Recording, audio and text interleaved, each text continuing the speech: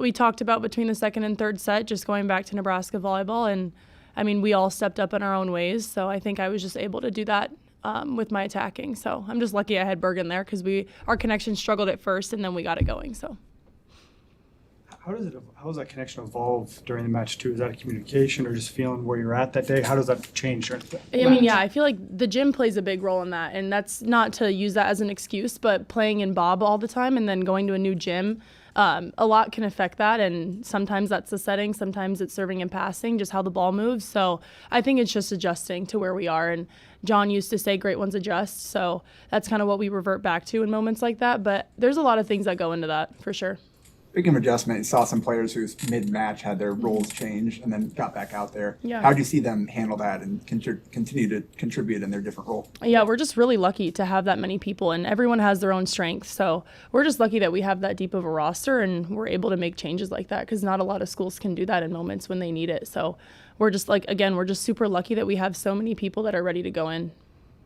Danny talked about the match too. Like part of that is trusting them to make those decisions on who needs to be moved around and roles need to be adjusted. What does it take to have that trust in them that they're going to put you in a position to succeed? I mean, yeah, we play together all the time. Like every day we're playing and we're competing, so we all know what it's like to play against each other. We learn each other's strengths and weaknesses. So like I said, we're just super lucky that we have that many people, but I just think that trust comes from practice and comes from playing together and getting used to it, because any of those girls could come in and do a great job. So we're just lucky that we were able to compete together like that, and we have such a competitive gym. Like the A and B side, half the time the B side can beat the A side, and you never know how that's going to go. So we're just lucky that we have that many competitive girls who are willing to wait their turn and then execute when they need to. You talk about having to make personal sacrifices for the betterment of the team. And how is that a high priority conversation? A little bit. I think at the end of the day, we're team first, and that's something we talk about all the time in our locker room. Like, we're team first, and people are ready to make changes. People are ready to go in and do what's best for the team. So if that's getting subbed out and having to be a cheerleader on the bench, that's what's going to happen, and everyone's going to do it with a smile on their face because we always push team first. And like Danny says all the time, we're more worried about a banner than an All-American or awards like that. So that's what we try and focus on. Working with Danny and Jalen now, has that reset or refined anything you do? A little bit. I mean, the coaches all kind of switched around who they're working with the most, but I think Kelly touched on it a few weeks ago. Like, it's super collaborative between all the coaches, so we can get feedback from anyone, but I do work with Jalen a lot. He helps me with passing, helps me with blocking, attacking, all of it. So he's just a very vocal leader, and it's nice having him with me. I've had a good relationship with him since I was in 8th grade and got recruited here, so I know how he coaches. He knows what I need. I know what he needs from me. So it's just a good dynamic that we have. Harper, what's the fun level that you sense from this Fun group? level? Yeah, the fun level that you sense from this group right now, playing on national TV, new arenas, top 10 matches, bigger roster, just kind of all of the dynamics that are playing into the first couple weeks of the season. I mean, I think we're lucky that we have that stage to play on, and we have so many new people this year. We have Virginia, a lot of the freshmen are new, so having them get to experience what Nebraska is all about and how much love and support we have from the fans and from people across the country, I think it's super cool for them to experience that, because before you get here, you don't really understand. So I think it's been really fun for all of them to experience it, and it's also fun for the upperclassmen and the people who have been here to watch them embrace it and watch them take it all in. And, you know, the older girls were a little used to it by now, but it never gets old. So it's just been super fun, and all the freshmen have worked so hard this whole preseason and going into the season. So it's been really cool to see them grow and see them enjoy what Nebraska volleyball is all about. Are there things about Danny's culture that bring that out, that encourage that type of atmosphere within the team?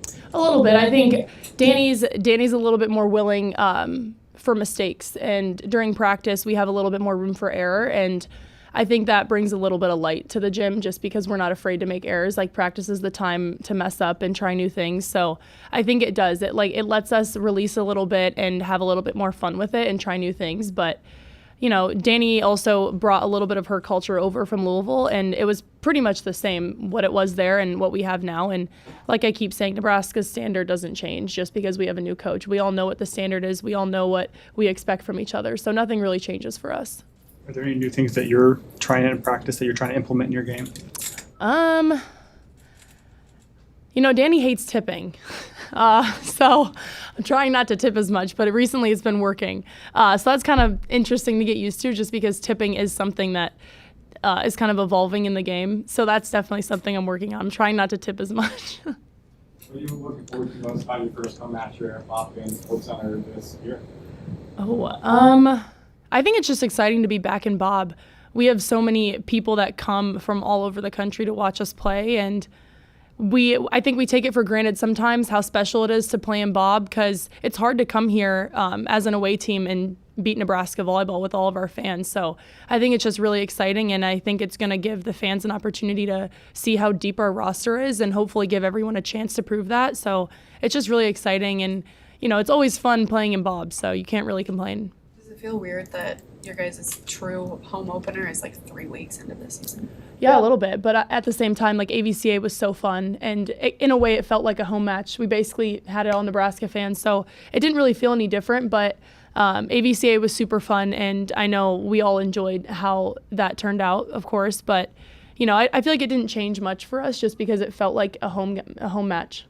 A lot of pins coming out of high school, maybe back row play is what takes the longest. Yet that's what's getting Tareya on the court right now. What have you seen from her and how she's able to help this team in the role she's playing? Yeah, she's a great passer, and that's something that's super important coming into college and being able to do everything as a sixth rotation outside. So her defense is remarkable, and her passing is outstanding for a freshman. And I know it was better than mine. So I'm super impressed with her, and I'm really happy that she's getting the chance to show that because I feel like she's definitely holding her own back there.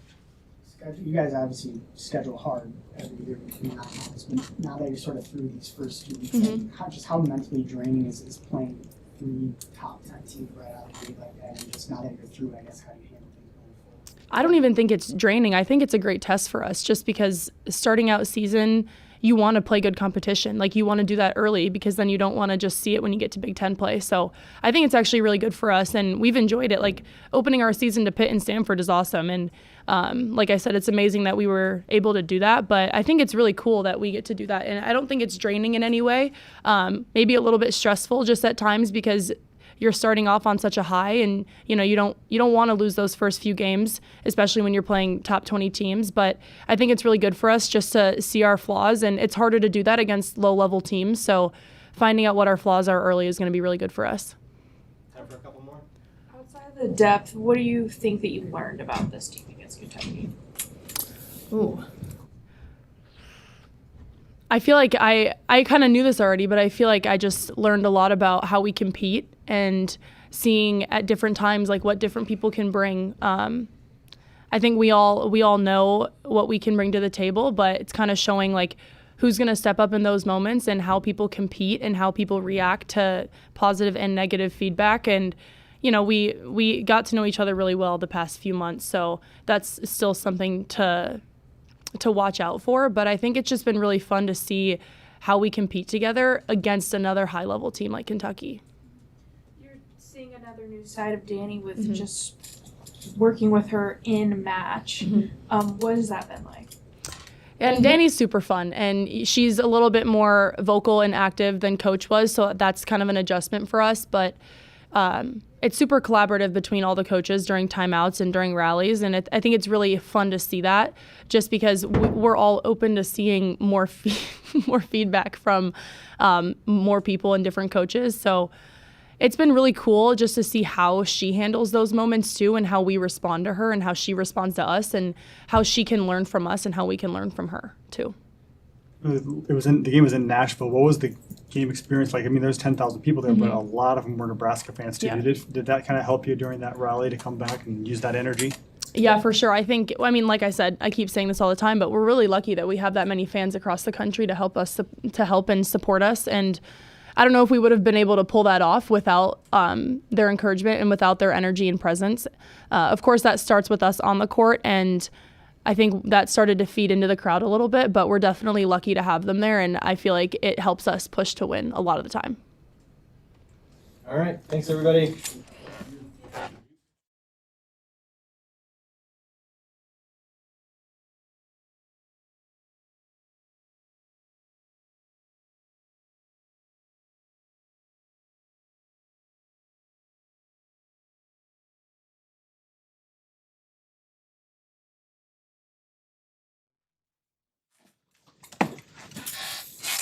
Okay, questions for Coach? Jay, last week, I think you tweeted out something in response to Dana, banner, not a name. What does that mean to you, and why did you use that as a hashtag? We don't really have a strong theme, I guess, this year like Nebraska's had in the past. I'm a pretty big believer it's got to come naturally or not going to force one.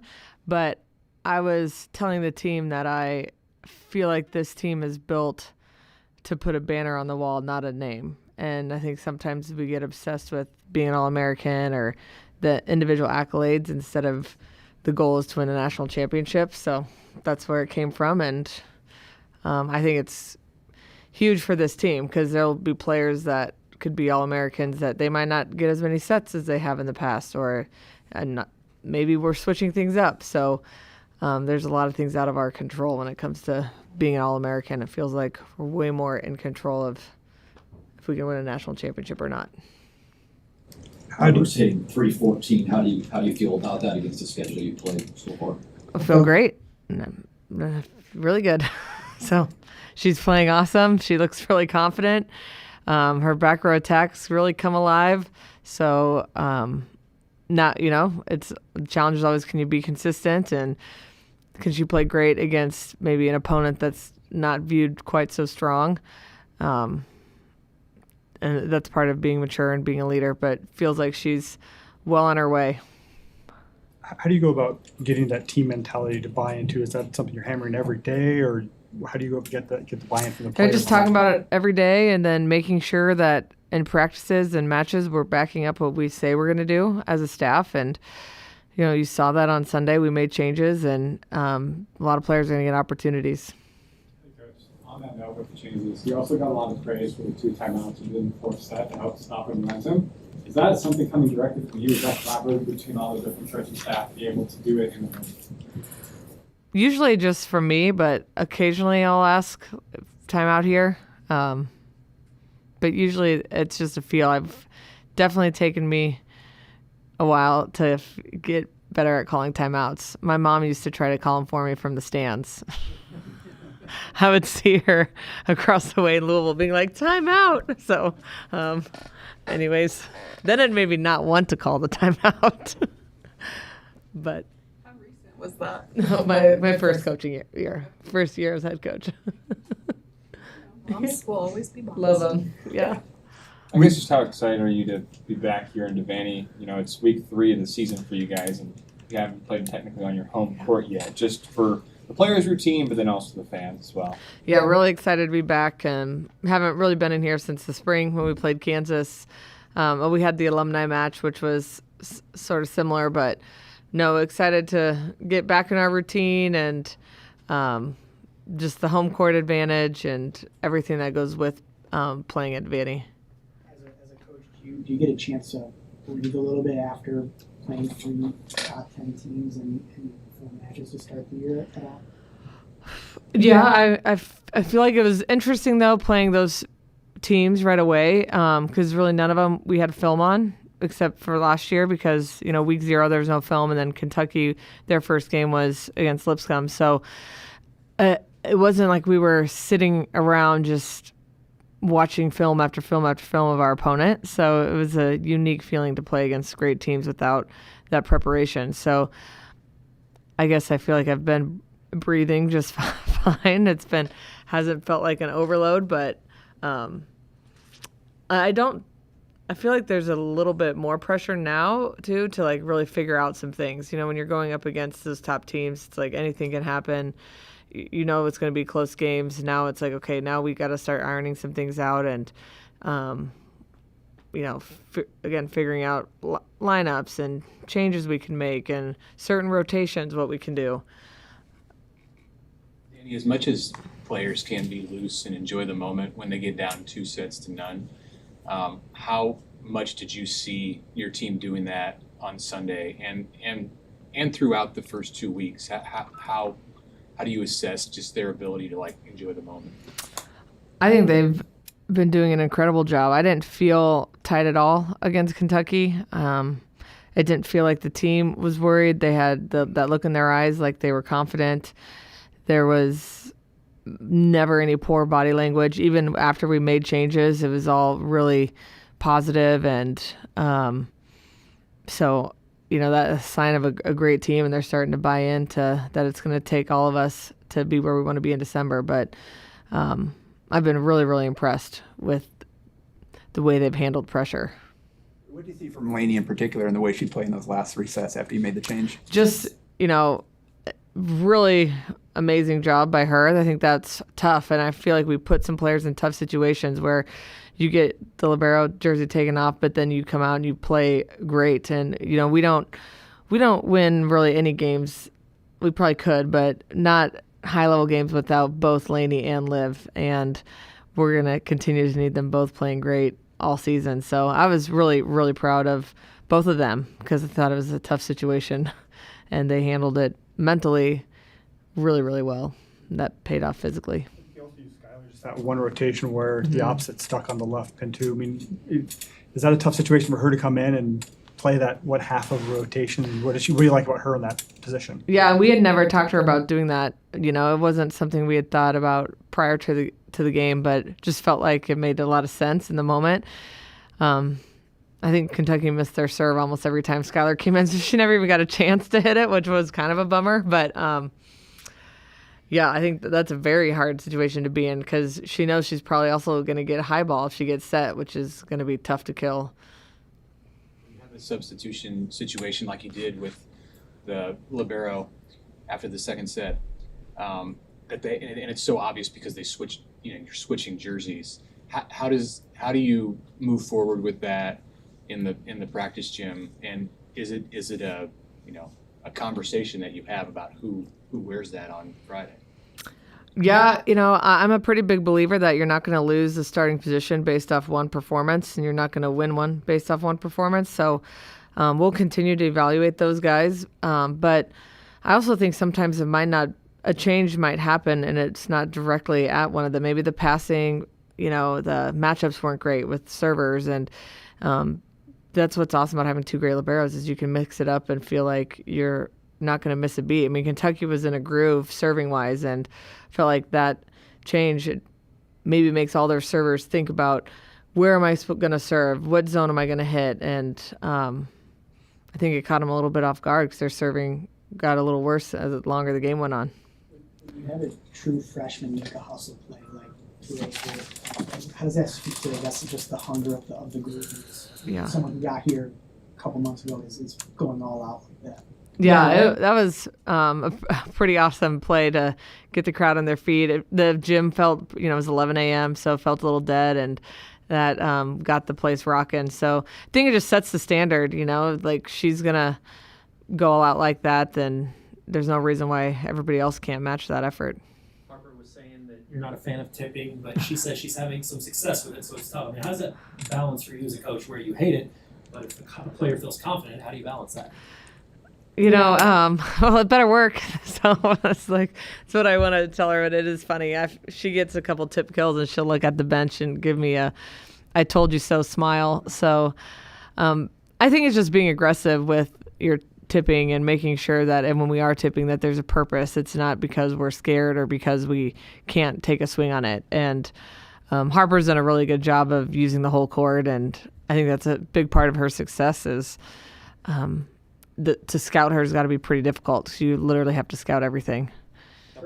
Trey doesn't get to take a lot of swings in her role right now. She hasn't been in the front that often, but what's kind of the path forward for her in terms of figuring out how to be more impactful as an attacker when she gets those opportunities? She's got to kill balls. So, I think she's young and she's not the biggest player on the court, so she's going to have to work hard to get kills. So she does a great job in practice, and we'll continue to push her, put her in tough situations in practices so she can get more and more comfortable in matches. When you do make substitutions, what goes into the decision-making process? Is that a collaborative thing between you and the assistant, or who's making those calls? It depends. Sometimes it is. Sometimes I'm just going off my gut, and so it's a mix of both.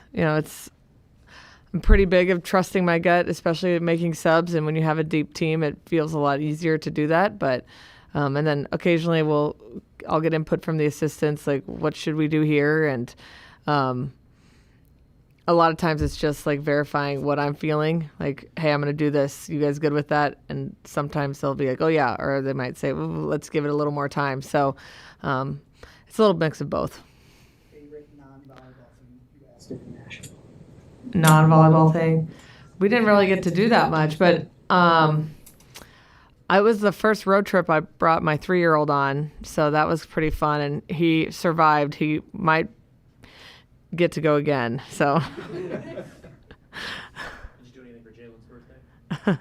no, not yet. I think we're gonna go to lunch this week. There's a ton of birthdays on staff. I think I'm the only one that doesn't have a birthday this month, so we'll do a team lunch or a staff lunch this week.